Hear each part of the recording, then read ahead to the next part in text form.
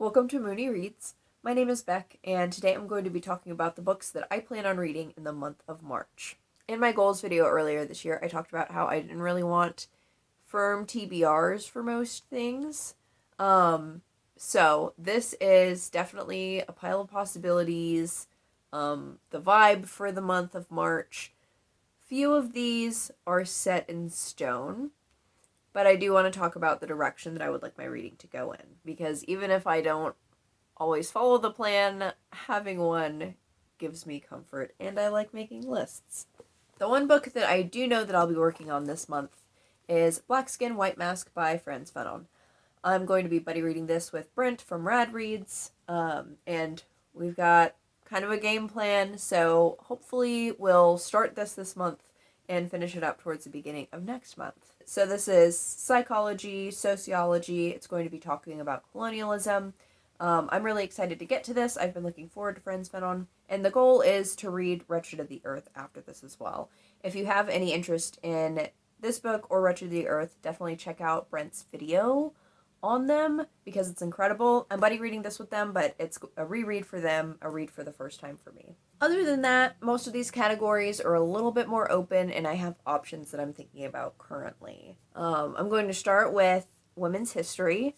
It's Women's History Month, so I want to be able to read that. These two reads, I'm fairly certain I can get through. I'm like 95% sure I can get through both of them, like 99.9% sure that I'm going to go through at least one of them. But first we have Philosophical Trends of the Feminist Movement by Anuradha Gandhi. This is a look into the feminist movement, into the philosophy of the feminist movement, and it introduces the idea of a proletarian feminism. And this comes from the perspective of a feminist organizer in India. The other book that I plan on reading for Women's History Month is How We Get Free, Black Feminism and the Combahee River Collective. The Combahee River Collective is a black feminist organization that started in the second wave of feminism. They originally started as a part of the National Black Feminist Organization. However, they broke off from that organization and they kind of center black women's experiences, black lesbian experiences specifically. That's my understanding of the group from kind of the limited bits that I've heard about it, but I'm really looking forward to reading this. This has the Combahee River Collective's like original statement, and then there are pieces from people who have been doing work since then and kind of talk about the legacy of the Combahee River Collective.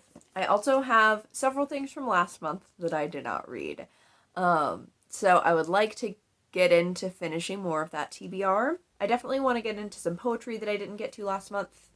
I Am the Rage by Dr. Martina McGowan is one of the ones that I'm thinking of focusing on. I also did not read the one book that I said that I was for sure going to read last month, which is like, what else is new? But I didn't finish Dear Centauron. I didn't work on it at all. So I really want to get to this because I'm really excited about it. I think I'm just like too excited about it. So I'm like a little bit scared. That's completely ridiculous, but that's where I'm at. And whenever I do finish it, I'm going to be reading Bitter, which is the prequel to Pet, which is Akwaeke Emezi's young adult book. And I guess I didn't really go into detail about Dear Centauron, but I've talked about it before. This is their memoir told in epistolary format to different people in their life. Then another thing that I wanted to do last month that I didn't was to read a book with a movie based on it. So the book that I think I'm going to end up focusing on is If Beale Street Could Talk. I'll read this and then watch the movie. This is kind of a classic that I've been wanting to read for a while, but also it works for the Buzzword-a-thon. I think I've read a book each month so far, January and February, that fit for the Buzzword-a-thon. This month's prompt is to read a book with a location in the title. Beale Street is a location. Next, I have library books. Last month, I checked out a bunch of library books, read some of them, did not read the rest, and I got to renew several of the ones that I didn't get to. So, one that I would like to prioritize that is a library book is The 100 Years' War on Palestine. the title kind of says what it is. This also fits for the Buzzwordathon, which is additionally cool. And then the fiction book that I want to prioritize, kind of from my library haul, is The Charm Offensive, which I've heard a lot of really good things about. I actually asked my library to buy this so I could read it, so I need to finish it.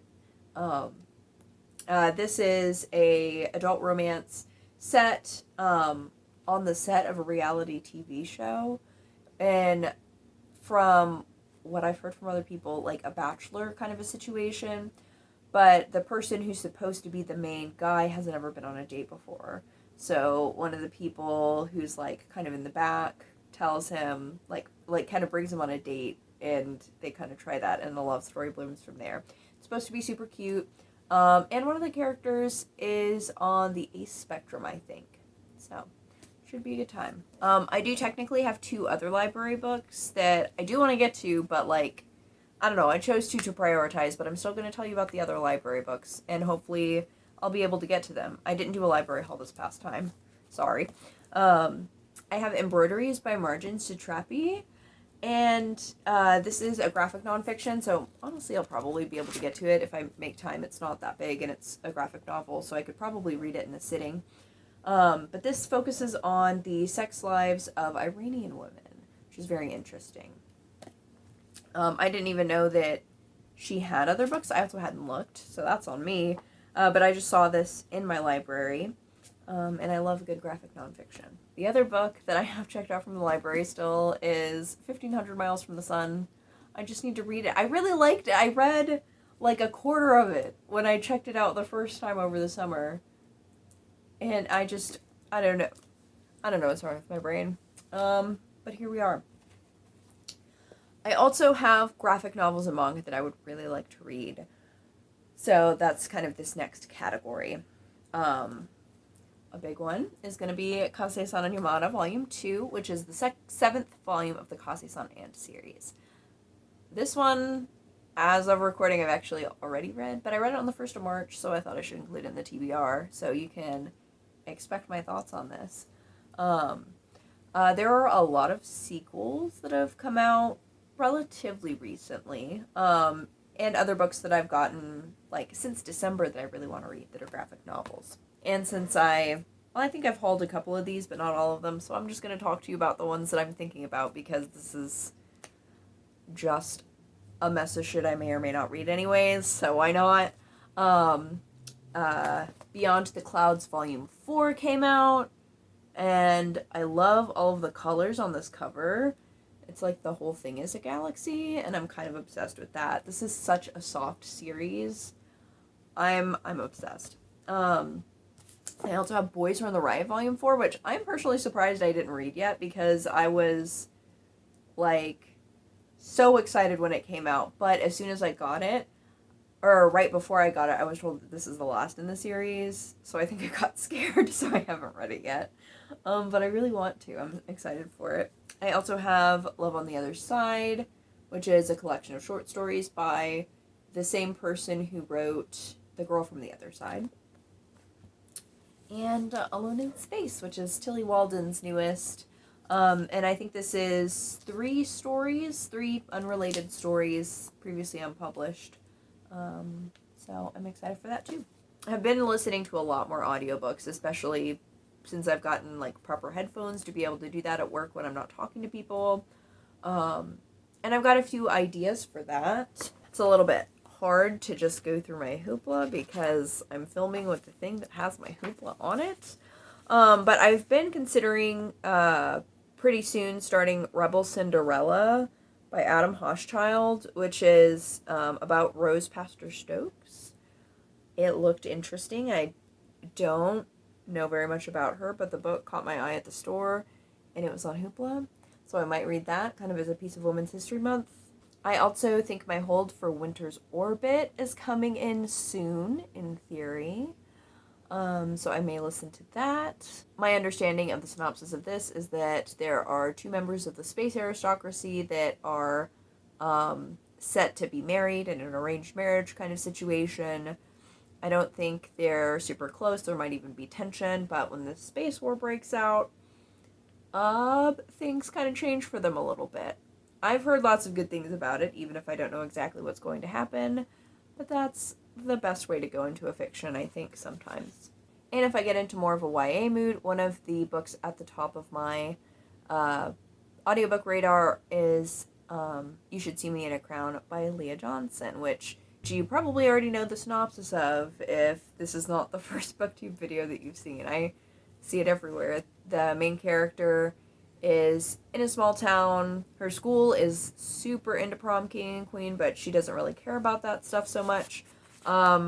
But things end up happening, and it turns out she really needs the scholarship that comes with prom queen. So she starts to go for it and might end up falling in love with one of her rivals who's also trying to get prom queen. So it sounds super cute, and I've heard nothing but rave reviews for this. So that is my reading vibe is gonna look like for the month of March, hopefully. If you've read any of these, definitely let me know what you thought about them, and let me know what your reading plans are for Women's History Month. Thank you all so much for watching. Bye.